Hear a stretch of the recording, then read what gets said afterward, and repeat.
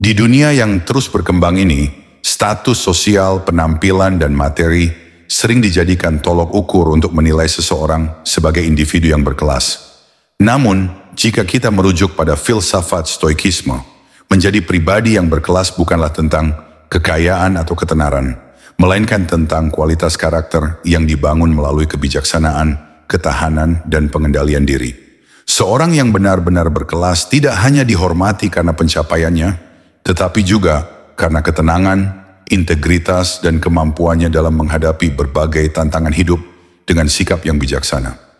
Lalu apakah kamu termasuk di antara mereka? Mari kita telaah lebih dalam mengenai 8 ciri utama orang yang berkelas menurut perspektif stoikisme. 1. Mengendalikan emosi dengan bijak. Emosi adalah bagian tak terpisahkan dari kehidupan manusia. Kita merasakan bahagia, sedih, marah, kecewa, takut, dan berbagai perasaan lainnya sepanjang hidup. Namun dalam filsafat stoikisme, seseorang yang benar-benar berkelas bukanlah mereka yang tidak memiliki emosi, melainkan mereka yang mampu mengendalikan emosinya dengan bijak. Pengendalian emosi bukan berarti menekan atau mengabaikan perasaan, tetapi memahami, mengelola, dan meresponsnya dengan cara yang rasional dan tidak merugikan diri sendiri maupun orang lain.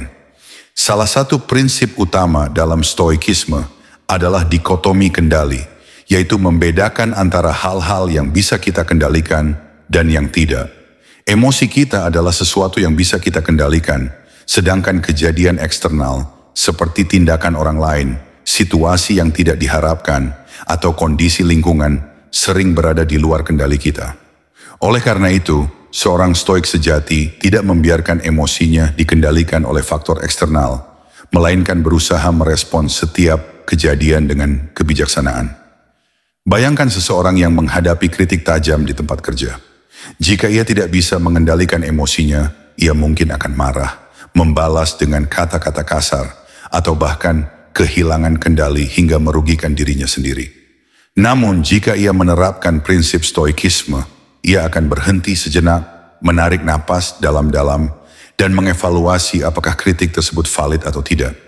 Jika kritik itu membangun, ia akan menerimanya dengan lapang dada dan menggunakannya sebagai peluang untuk berkembang. Jika kritik itu tidak berdasar, ia tidak akan membuang energi untuk membalasnya, tetapi memilih untuk mengabaikannya dengan tenang. Mengapa mengendalikan emosi itu penting? Kemampuan mengendalikan emosi bukan hanya mencerminkan kedewasaan seseorang, tetapi juga menunjukkan kekuatan mentalnya. Berikut adalah beberapa alasan mengapa pengendalian emosi sangat penting.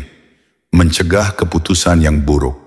Keputusan yang diambil saat emosi sedang memuncak seringkali tidak rasional. Marah yang berlebihan dapat membuat seseorang mengatakan atau melakukan sesuatu yang nantinya akan disesali. Begitu pula dengan ketakutan yang tidak terkendali bisa membuat seseorang ragu-ragu dan kehilangan peluang yang baik. Dengan mengendalikan emosi, seseorang dapat membuat keputusan berdasarkan logika dan pertimbangan yang matang. Membangun hubungan yang lebih baik. Orang yang tidak bisa mengendalikan emosinya cenderung mudah tersinggung, mudah marah, atau sering meledak-ledak yang akhirnya merusak hubungan dengan orang lain. Sebaliknya, orang yang tenang dan mampu mengontrol emosinya akan lebih mudah membangun hubungan yang harmonis, baik dalam lingkungan keluarga, pekerjaan, maupun pertemanan. Menjaga kesehatan mental dan fisik. Emosi yang tidak terkendali, terutama stres dan amarah yang berlebihan, dapat berdampak negatif pada kesehatan mental dan fisik seseorang. Stres yang berkepanjangan bisa menyebabkan gangguan tidur, tekanan darah tinggi, hingga penyakit jantung. Dengan mengendalikan emosi, seseorang dapat menjaga ketenangan pikiran, mengurangi stres, dan meningkatkan kualitas hidup secara keseluruhan, meningkatkan kredibilitas dan reputasi. Orang yang bisa tetap tenang di bawah tekanan akan lebih dihormati daripada mereka yang mudah terpancing emosi. Dalam dunia profesional misalnya, seorang pemimpin yang mampu mengendalikan emosinya akan lebih dihormati oleh timnya daripada pemimpin yang mudah marah dan tidak stabil secara emosional. Cara mengendalikan emosi dengan bijak. Mengendalikan emosi memang tidak mudah, tetapi bisa dipelajari dan dilatih. Berikut adalah beberapa cara yang bisa dilakukan untuk mengembangkan kemampuan ini. Sadar akan emosi yang dirasakan. Langkah pertama dalam mengendalikan emosi adalah menyadari dan mengenali emosi yang sedang muncul. Jangan langsung bereaksi terhadap perasaan tersebut, tetapi luangkan waktu sejenak untuk mengidentifikasi apa yang sebenarnya sedang dirasakan. Bertanya pada diri sendiri, apakah saya benar-benar marah atau hanya merasa tersinggung? Atau apakah saya takut atau hanya merasa cemas? Bisa membantu seseorang lebih memahami emosinya sebelum mengambil tindakan. Menjaga perspektif dan berpikir rasional. Banyak emosi negatif muncul karena kita terlalu fokus pada sudut pandang kita sendiri dan tidak melihat situasi secara lebih luas. Dalam stoikisme, ada teknik yang disebut premeditatio malorum, yaitu membayangkan kemungkinan buruk yang bisa terjadi dan bagaimana menghadapinya. Dengan cara ini kita bisa lebih siap menghadapi kejadian yang tidak diharapkan tanpa bereaksi berlebihan, mengontrol napas dan fisiologi tubuh. Saat emosi memuncak, tubuh kita secara alami bereaksi, napas menjadi lebih cepat, detak jantung meningkat, dan otot menegang. Salah satu cara paling efektif untuk meredam emosi adalah dengan mengatur napas. 2. Memiliki prinsip yang kokoh. Di era modern yang penuh dengan dinamika dan perubahan cepat, memiliki prinsip yang kokoh menjadi sesuatu yang langka. Banyak orang mudah terombang-ambing oleh tren, tekanan sosial, dan kepentingan sesaat. Namun, dalam filsafat stoikisme, prinsip yang kuat adalah fondasi dari kehidupan yang bermakna. Seorang yang berkelas tidak akan menyerah pada arus hanya demi popularitas atau keuntungan sementara, melainkan berpegang teguh pada nilai-nilai yang diyakininya benar. Prinsip adalah kompas moral yang membimbing seseorang dalam menghadapi berbagai situasi. Orang yang memiliki prinsip tidak akan mudah terpengaruh oleh opini orang lain atau terbawa emosi sesaat. Mereka memiliki keyakinan yang kuat tentang bagaimana menjalani kehidupan, bagaimana memperlakukan orang lain, dan bagaimana mengambil keputusan yang bermartabat. Dalam stoikisme, prinsip yang kokoh tidak hanya mencerminkan integritas seseorang, tetapi juga menunjukkan kedewasaan dan kebijaksanaan dalam menghadapi dunia. Mengapa memiliki prinsip? Itu penting, mencegah kegoyahan dalam menghadapi tantangan. Hidup penuh dengan ujian dan cobaan. Orang yang tidak memiliki prinsip cenderung mudah menyerah atau mengubah pendiriannya hanya karena mengalami kesulitan. Sebaliknya, seseorang yang memiliki prinsip yang kokoh akan tetap berpegang teguh pada nilai-nilainya, meskipun situasi menjadi sulit. Membangun rasa hormat dari orang lain. Individu yang memiliki prinsip kuat seringkali dihormati karena konsistensi mereka. Mereka tidak mudah tergoda oleh iming-iming keuntungan sesaat, tidak mengkhianati kepercayaan orang lain, dan selalu berpegang pada nilai-nilai moral yang mereka yakini. Orang lain akan melihat mereka sebagai pribadi yang dapat dipercaya dan memiliki integritas, menjadi panduan dalam pengambilan keputusan. Prinsip yang kokoh membantu seseorang dalam mengambil keputusan yang tepat. Tanpa prinsip, seseorang bisa mudah terombang-ambing oleh tekanan dari luar, entah itu dari lingkungan kerja, teman, atau keluarga. Prinsip yang kuat berfungsi sebagai pedoman yang membantu seseorang tetap berada di jalur yang benar tanpa terpengaruh oleh tekanan eksternal.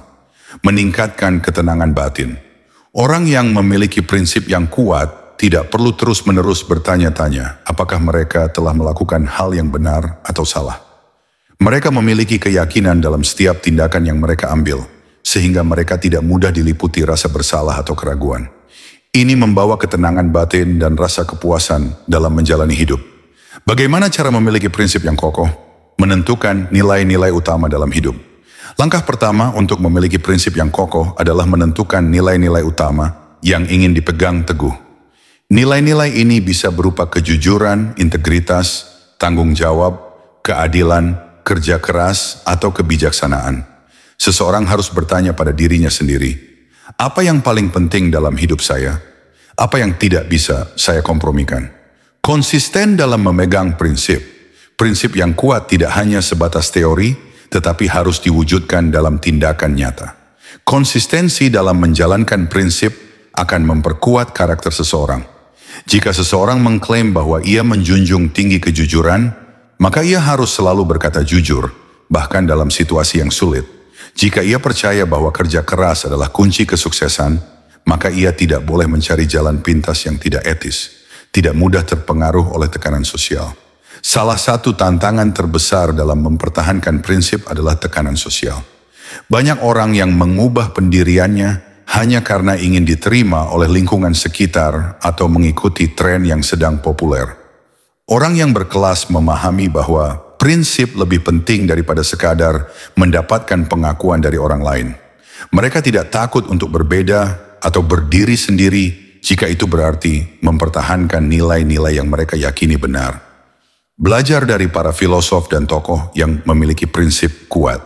Sejarah penuh dengan tokoh-tokoh yang memiliki prinsip kuat dan tetap teguh pada nilai-nilai mereka, meskipun menghadapi berbagai tantangan. Dalam filsafat Stoikisme, Marcus Aurelius Seneca dan Epictetus adalah contoh individu yang menjalani hidup berdasarkan prinsip yang kokoh. Mereka mengajarkan bahwa kebahagiaan sejati tidak datang dari kepuasan duniawi, tetapi dari hidup yang selaras dengan kebijaksanaan dan kebenaran. Membiasakan diri untuk menghadapi konsekuensi dari memegang prinsip. Memegang prinsip tidak selalu mudah. Seseorang yang menolak untuk berkompromi terhadap hal-hal yang bertentangan dengan nilai-nilainya mungkin akan menghadapi kritik, penolakan, atau bahkan kehilangan peluang tertentu. Namun mereka yang memiliki prinsip yang kuat tidak akan tergoda untuk mengorbankan nilai-nilai mereka demi kenyamanan sesaat. Mereka lebih memilih mengalami kesulitan sementara daripada harus mengorbankan integritas mereka. 3. Menghargai waktu dan disiplin dalam kehidupan. Di dunia yang serba cepat ini, waktu adalah aset paling berharga yang seringkali dianggap remeh. Setiap orang memiliki jumlah waktu yang sama dalam sehari, 24 jam, tetapi tidak semua orang menggunakannya dengan bijak. Orang-orang yang berkelas memahami bahwa waktu adalah sesuatu yang tidak bisa dibeli kembali, sehingga mereka menghargainya dan menggunakannya dengan penuh kesadaran. Dalam filsafat Stoikisme, menghargai waktu berarti menyadari bahwa hidup ini terbatas dan harus dijalani dengan penuh makna serta disiplin. Filosof Stoik terkenal Seneca pernah berkata, "Bukan karena kita memiliki sedikit waktu, tetapi karena kita banyak menyia-nyiakannya." Kata-kata ini menggambarkan bagaimana manusia seringkali tidak sadar akan betapa berharganya setiap momen yang mereka miliki. Orang-orang yang tidak berkelas cenderung menunda-nunda pekerjaan, menghabiskan waktu untuk hal-hal yang tidak produktif, dan hidup tanpa tujuan yang jelas. Sebaliknya, orang-orang yang memiliki kelas memahami bahwa setiap detik yang berlalu adalah kesempatan yang tidak boleh disia-siakan. Selain menghargai waktu, disiplin adalah kunci untuk memastikan bahwa waktu digunakan secara efektif. Disiplin berarti memiliki kendali diri dalam menjalankan tugas, menghindari gangguan, dan tetap fokus pada tujuan. Tanpa disiplin, seseorang akan mudah terbawa oleh distraksi, kemalasan, atau kebiasaan buruk yang hanya menghambat pertumbuhan pribadi. Mengapa menghargai waktu itu penting? Waktu tidak bisa dikembalikan. Berbeda dengan uang atau harta benda, waktu yang telah berlalu tidak dapat diperoleh kembali. Jika seseorang kehilangan uang, ia masih bisa mencarinya lagi, tetapi jika ia kehilangan waktu, tidak ada cara untuk mengulanginya. Oleh karena itu, setiap detik harus digunakan dengan sebaik-baiknya untuk hal-hal yang benar-benar berarti. Menentukan kualitas hidup. Bagaimana seseorang menghabiskan waktunya akan menentukan kualitas hidupnya. Jika seseorang menghabiskan waktu untuk belajar, bekerja keras, dan mengembangkan diri, ia akan tumbuh menjadi individu yang lebih baik. Sebaliknya, jika ia menghabiskan waktu untuk hal-hal yang tidak produktif, hidupnya akan dipenuhi dengan penyesalan. Meningkatkan produktivitas dan kesuksesan. Orang-orang sukses selalu menghargai waktu dan memiliki jadwal yang jelas. Mereka tidak membuang waktu untuk hal-hal yang tidak bermanfaat, melainkan fokus pada apa yang membawa mereka lebih dekat ke tujuan mereka. Dengan mengelola waktu dengan baik, seseorang dapat mencapai lebih banyak hal dalam hidupnya. Menghindari stres dan kecemasan. Seringkali, seseorang merasa stres karena pekerjaan atau tanggung jawab yang menumpuk akibat kurangnya manajemen waktu yang baik. Dengan menghargai waktu dan bekerja secara disiplin, seseorang bisa menghindari tekanan akibat pekerjaan yang tertunda dan memiliki hidup yang lebih teratur. Bagaimana cara menghargai waktu dan menerapkan disiplin? Menetapkan tujuan yang jelas. Salah satu cara terbaik untuk menghargai waktu adalah dengan memiliki tujuan yang jelas dalam hidup. Tanpa tujuan, seseorang akan mudah terombang-ambing dan menghabiskan waktunya tanpa arah yang pasti. Dengan menentukan tujuan jangka pendek dan jangka panjang, seseorang bisa lebih fokus dalam menggunakan waktunya secara efektif, membuat jadwal dan mengatur prioritas. Orang-orang yang disiplin selalu memiliki rencana dalam menjalani hari-hari mereka. Mereka menetapkan jadwal, menentukan prioritas, dan mengalokasikan waktu untuk tugas-tugas penting. Dengan adanya jadwal, seseorang bisa menghindari pemborosan waktu dan tetap berada di jalur yang benar. Menghindari prokrastinasi. Prokrastinasi atau kebiasaan menunda-nunda adalah musuh terbesar dari efektivitas waktu. Orang yang tidak berkelas seringkali menunda pekerjaan hingga mendekati tenggat waktu, yang akhirnya membuat mereka merasa tertekan. Sebaliknya, orang yang menghargai waktu akan segera menyelesaikan tugas tanpa harus menunggu hingga menit terakhir. Menghilangkan gangguan dan distraksi. Di era digital, distraksi bisa datang dari mana saja. Media sosial, notifikasi ponsel, atau kebiasaan menonton video tanpa batas waktu. Orang yang berkelas memahami bahwa gangguan ini bisa merusak produktivitas, sehingga mereka menetapkan batasan dalam menggunakan teknologi dan memastikan bahwa mereka tetap fokus pada tugas-tugas yang lebih penting. Menggunakan waktu luang dengan bijak. Menghargai waktu tidak berarti harus bekerja terus-menerus tanpa istirahat. Namun waktu luang yang dimiliki sebaiknya digunakan untuk hal-hal yang bermanfaat, seperti membaca buku, berolahraga, bermeditasi, atau melakukan kegiatan yang dapat meningkatkan kualitas hidup. Orang yang menghargai waktu tidak akan membiarkan dirinya terjebak dalam kebiasaan yang tidak membawa manfaat jangka panjang. 4. Menerima kritik dengan lapang dada. Dalam perjalanan hidup, kritik adalah sesuatu yang tidak dapat dihindari. Setiap orang, tidak peduli seberapa baik atau berbakatnya mereka, pasti akan menghadapi kritik dalam berbagai bentuk. Namun, yang membedakan antara orang yang berkelas dan yang tidak adalah bagaimana mereka merespons kritik tersebut.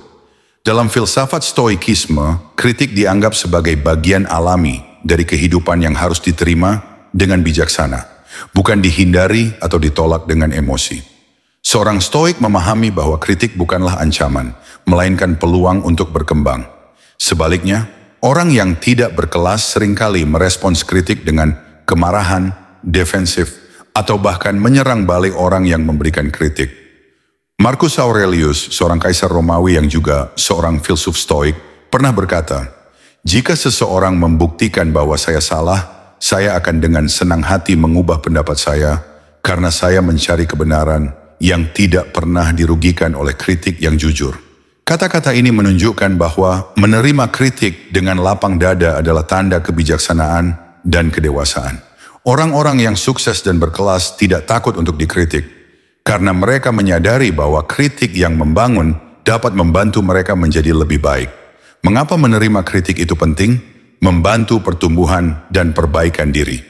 Kritik yang konstruktif dapat menjadi cermin yang membantu seseorang melihat kekurangan yang mungkin tidak mereka sadari.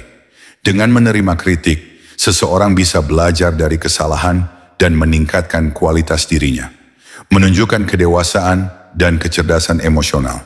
Orang yang mampu menerima kritik tanpa bereaksi berlebihan menunjukkan bahwa mereka memiliki kendali atas emosinya.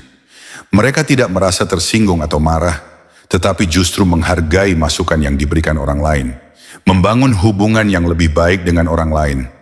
Seseorang yang terbuka terhadap kritik cenderung lebih dihormati oleh orang-orang di sekitarnya.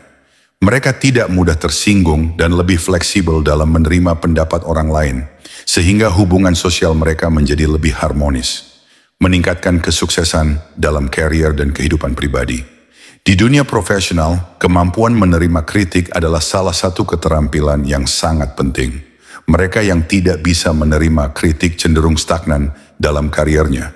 Sementara mereka yang mau belajar dari kritik akan terus berkembang dan mencapai tingkat kesuksesan yang lebih tinggi. Bagaimana cara menerima kritik dengan lapang dada? Berpikir dengan tenang dan tidak bereaksi secara emosional. Saat menerima kritik, langkah pertama yang harus dilakukan adalah tetap tenang. Jangan langsung bereaksi dengan defensif atau marah. Sebaliknya, ambil napas dalam-dalam dan dengarkan dengan baik apa yang dikatakan orang lain. Membedakan kritik yang membangun dan kritik yang merusak. Tidak semua kritik diberikan dengan niat baik. Ada kritik yang membangun, yang bertujuan membantu seseorang berkembang, dan ada kritik yang merusak, yang hanya bertujuan menjatuhkan. Orang yang berkelas mampu membedakan antara keduanya dan hanya mengambil kritik yang bermanfaat, mendengarkan dengan hati terbuka. Banyak orang yang saat dikritik justru sibuk mencari pembenaran atau alasan untuk menolak kritik tersebut. Padahal mendengarkan kritik dengan hati terbuka adalah cara terbaik untuk belajar dan berkembang. Cobalah untuk memahami sudut pandang orang yang memberikan kritik sebelum memberikan tanggapan. Menghindari sikap defensif. Sikap defensif adalah tanda bahwa seseorang belum mampu menerima kritik dengan lapang dada. Jika seseorang selalu merasa perlu untuk membela diri setiap kali dikritik, itu menunjukkan bahwa ia lebih peduli pada ego daripada pada pertumbuhan pribadinya.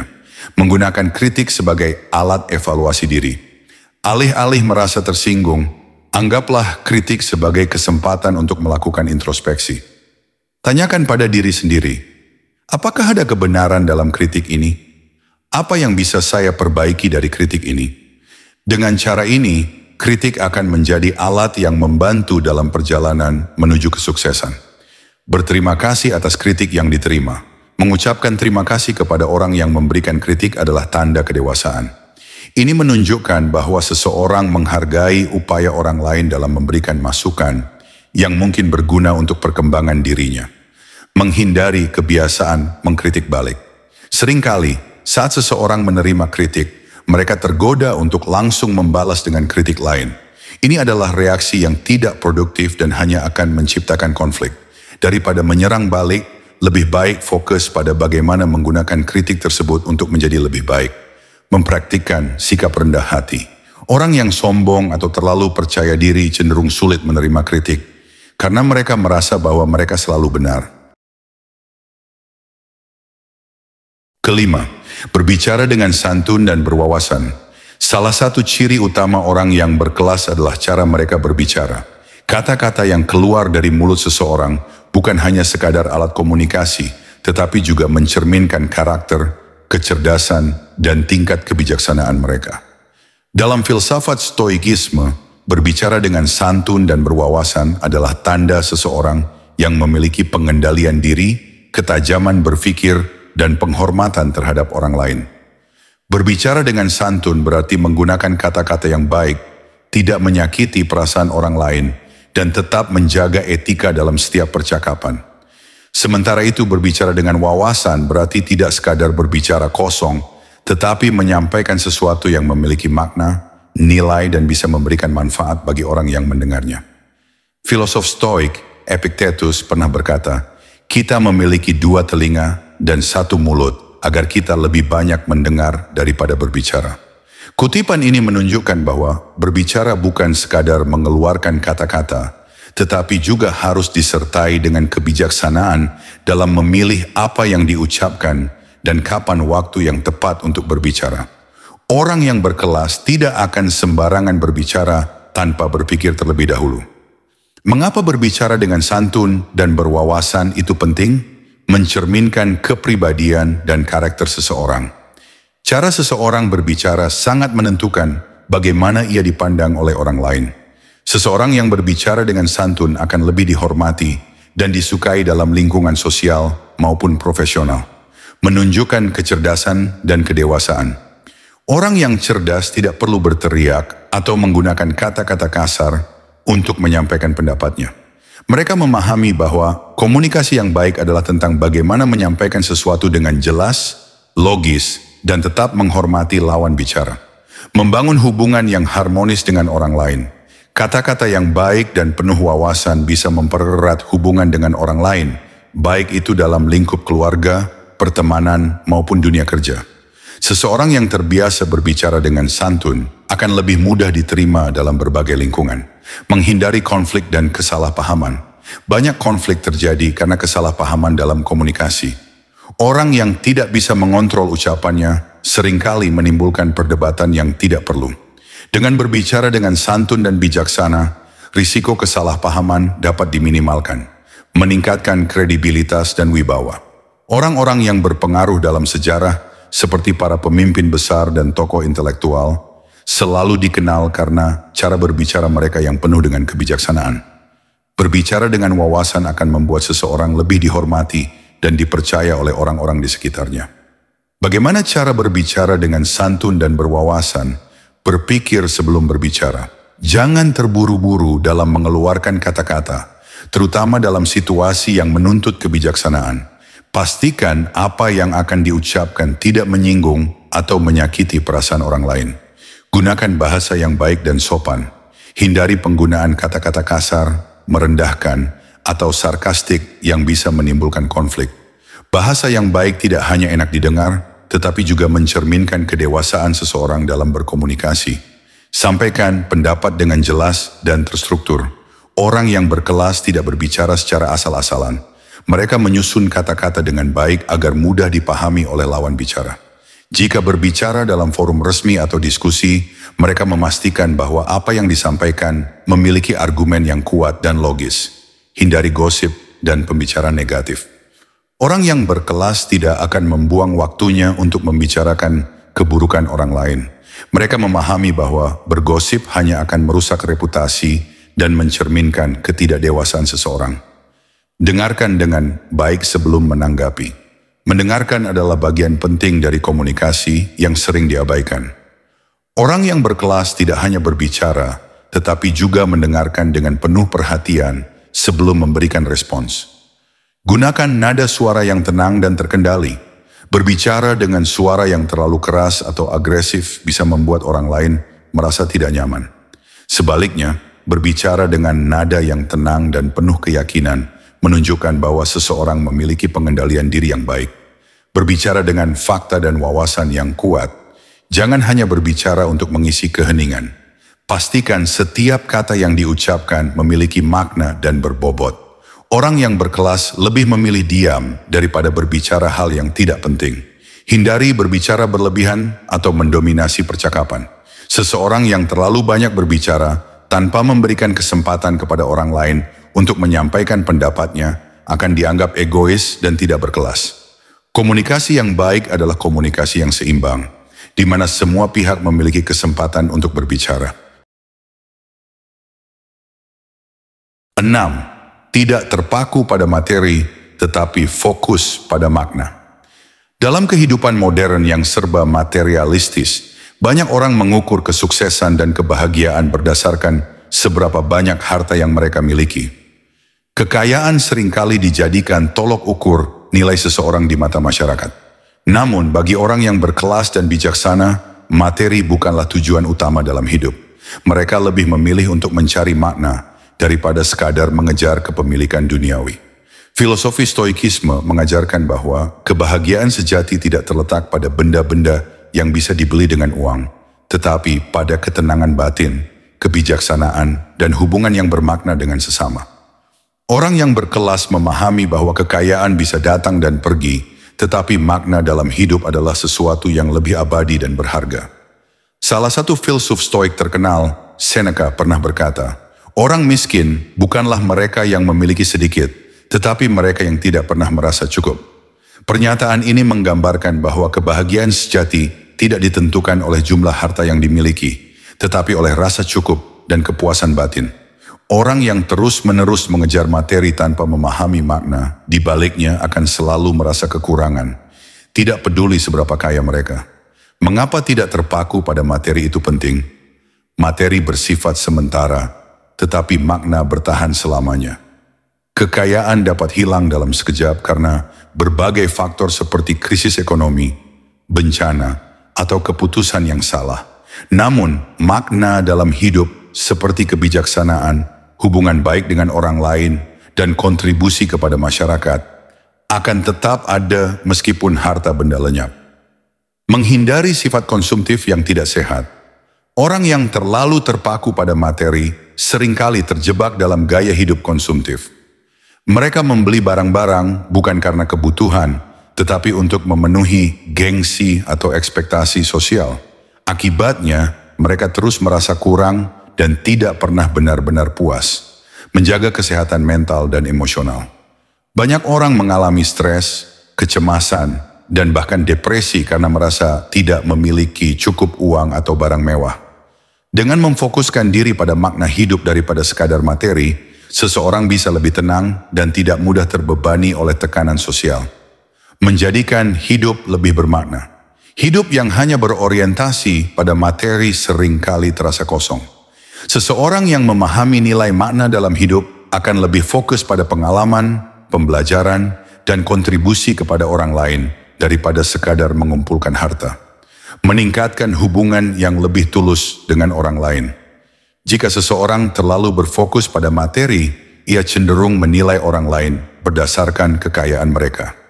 Ini bisa menyebabkan hubungan yang dangkal dan penuh kepalsuan. Sebaliknya, orang yang mencari makna dalam hidup akan lebih menghargai hubungan yang tulus dan penuh kepercayaan. Cara berhenti terpaku pada materi dan mulai mencari makna. Menanamkan rasa syukur. Salah satu cara terbaik untuk tidak terjebak dalam materialisme adalah dengan selalu bersyukur atas apa yang sudah dimiliki. Rasa syukur membuat seseorang lebih menghargai hal-hal kecil dalam hidup dan tidak terus-menerus merasa kurang. Menghargai pengalaman lebih dari kepemilikan. Daripada menghabiskan uang untuk membeli barang-barang mewah, cobalah untuk berinvestasi pada pengalaman seperti perjalanan, pembelajaran, atau membantu orang lain. Pengalaman ini akan memberikan kebahagiaan yang lebih mendalam dan bertahan lama dibandingkan dengan sekadar memiliki barang mahal. Mengembangkan diri secara spiritual dan intelektual. Orang yang berkelas memahami bahwa kekayaan sejati terletak pada pengetahuan dan kebijaksanaan. Mereka lebih memilih untuk mengembangkan diri dengan membaca, berdiskusi atau bermeditasi daripada hanya sibuk mengejar harta. Memberikan dan berbagi dengan orang lain.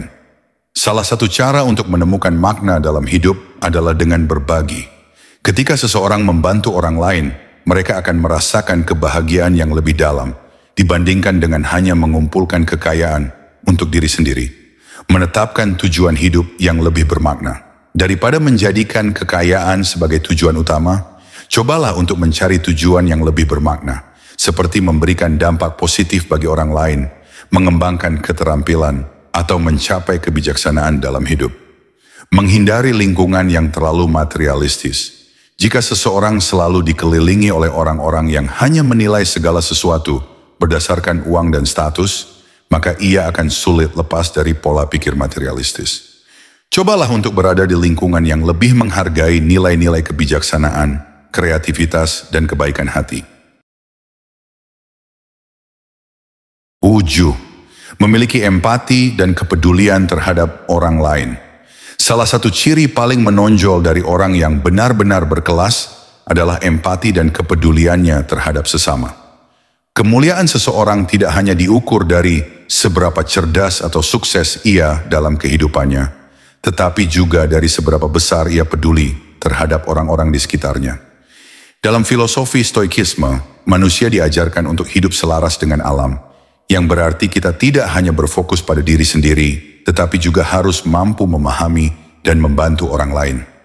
Orang yang berkelas menyadari bahwa kebahagiaan tidak hanya berasal dari pencapaian pribadi, tetapi juga dari bagaimana kita bisa berkontribusi terhadap kesejahteraan orang lain. Marcus Aurelius, salah satu kaisar Romawi dan filsuf stoik terkenal, pernah berkata, apapun yang tidak bermanfaat bagi komunitas, juga tidak bermanfaat bagi individu. Dari pemikiran ini, kita bisa memahami bahwa seseorang yang hanya mementingkan dirinya sendiri tanpa peduli terhadap lingkungannya bukanlah orang yang benar-benar berkelas. Sebaliknya, mereka yang memiliki empati dan kepedulianlah yang akan mendapatkan penghormatan sejati dari orang-orang di sekitarnya. Mengapa empati dan kepedulian itu penting? Membangun hubungan yang lebih bermakna. Orang yang peduli terhadap orang lain akan memiliki hubungan yang lebih tulus dan dalam. Hubungan yang didasarkan pada empati cenderung lebih kuat dan bertahan lama dibandingkan hubungan yang hanya berlandaskan kepentingan pribadi, meningkatkan rasa kebahagiaan. Penelitian menunjukkan bahwa membantu orang lain bisa meningkatkan kebahagiaan seseorang.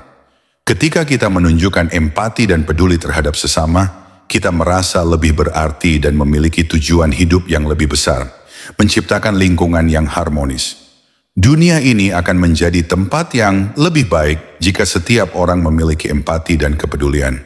Seseorang yang peduli tidak hanya memperhatikan kesejahteraan dirinya sendiri, tetapi juga memastikan bahwa orang-orang di sekitarnya tidak mengalami kesulitan tanpa bantuan.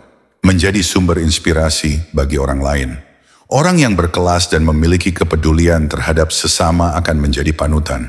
Sikap mereka bisa menginspirasi orang lain untuk melakukan hal yang sama, menciptakan efek domino positif dalam masyarakat, membantu mengatasi kesulitan bersama. Tidak ada seorang pun yang bisa menjalani hidupnya sendirian. Suatu saat setiap orang pasti akan mengalami masa-masa sulit dan membutuhkan bantuan orang lain. Dengan menumbuhkan empati, kita menciptakan jaringan dukungan yang kuat bagi diri sendiri dan orang lain. Cara menumbuhkan empati dan kepedulian, mendengarkan dengan penuh perhatian. Salah satu bentuk empati yang paling sederhana, tetapi sering diabaikan, adalah mendengarkan orang lain dengan sungguh-sungguh. Banyak orang hanya mendengarkan untuk menjawab, bukan untuk memahami. Orang yang berkelas tahu bagaimana mendengarkan dengan penuh perhatian tanpa menghakimi. Menempatkan diri di posisi orang lain. Untuk benar-benar memahami perasaan orang lain, kita harus mencoba melihat dunia dari perspektif mereka. Dengan memahami apa yang mereka rasakan, kita bisa lebih bijak dalam merespons dan membantu mereka. Tidak menghakimi orang lain terlalu cepat. Setiap orang memiliki latar belakang dan perjuangannya sendiri. Orang yang berkelas tidak akan mudah menghakimi seseorang hanya berdasarkan apa yang tampak di permukaan. Sebaliknya mereka akan mencoba memahami mengapa seseorang bertindak atau berpikir dengan cara tertentu. Memberikan bantuan tanpa mengharapkan balasan. Salah satu bentuk kepedulian sejati adalah membantu tanpa mengharapkan imbalan. Orang yang benar-benar peduli tidak akan menghitung-hitung kebaikan yang telah mereka lakukan atau menuntut sesuatu sebagai balasan. Melakukan hal-hal kecil yang berdampak besar. Tidak perlu menunggu momen besar untuk menunjukkan kepedulian. Hal-hal kecil seperti memberikan senyuman, menanyakan kabar seseorang, atau membantu orang yang kesulitan bisa menjadi bentuk kepedulian yang sangat berarti.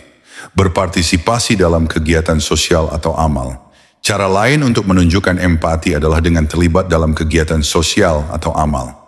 Menyumbangkan waktu, tenaga, atau sumber daya untuk membantu mereka yang membutuhkan adalah tanda bahwa seseorang memiliki kepedulian yang tinggi.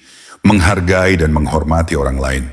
Orang yang berkelas tidak hanya peduli, tetapi juga tahu bagaimana menghargai dan menghormati setiap individu, terlepas dari latar belakang atau status sosial mereka. Mendidik diri sendiri tentang isu sosial. Salah satu cara untuk meningkatkan empati adalah dengan memahami berbagai isu sosial yang terjadi di sekitar kita. Dengan mengetahui tantangan yang dihadapi orang lain, kita bisa lebih sadar dan lebih peduli dalam bertindak. 8. Tidak mencari validasi dari orang lain. Di era digital seperti sekarang, banyak orang terjebak dalam siklus mencari validasi dari orang lain. Media sosial misalnya seringkali membuat seseorang merasa harus selalu mendapatkan pengakuan dalam bentuk like, komentar positif, atau pujian dari orang lain. Tanpa disadari, ketergantungan terhadap validasi eksternal ini dapat membuat seseorang kehilangan jati diri dan hidup sesuai ekspektasi orang lain, bukan berdasarkan nilai dan prinsipnya sendiri. Dalam filosofi stoikisme, seseorang diajarkan untuk tidak bergantung pada opini orang lain dalam menentukan kebahagiaan dan harga dirinya. Orang yang berkelas memahami bahwa kebahagiaan sejati datang dari dalam, bukan dari pengakuan orang lain. Mereka memiliki rasa percaya diri yang kokoh dan tidak mudah tergoyahkan oleh penilaian eksternal. Epictetus, seorang filsuf Stoik, pernah berkata, "Ketika kamu puas dengan dirimu sendiri, Kamu tidak akan mencari validasi dari orang lain. Dari pernyataan ini, kita bisa belajar bahwa harga diri yang sejati bukan berasal dari pujian atau pengakuan orang lain, tetapi dari bagaimana kita menilai dan menghargai diri sendiri. Mengapa tidak mencari validasi? Itu penting.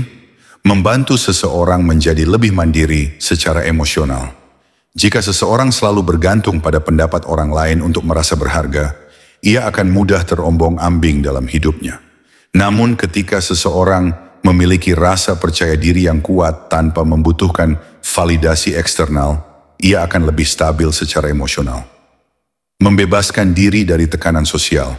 Banyak orang merasa tertekan untuk mengikuti standar yang ditetapkan oleh masyarakat, baik dalam hal karier, gaya hidup, maupun pencapaian. Dengan berhenti mencari validasi, seseorang dapat hidup lebih bebas tanpa merasa harus memenuhi ekspektasi yang tidak sesuai dengan dirinya. Meningkatkan rasa percaya diri. Orang yang tidak mencari validasi dari orang lain memiliki keyakinan kuat terhadap kemampuannya sendiri. Mereka tidak perlu terus-menerus meminta pendapat atau pujian untuk merasa bahwa mereka berharga, mencegah kekecewaan dan kecemasan berlebih. Bergantung pada opini orang lain bisa membuat seseorang rentan terhadap kekecewaan.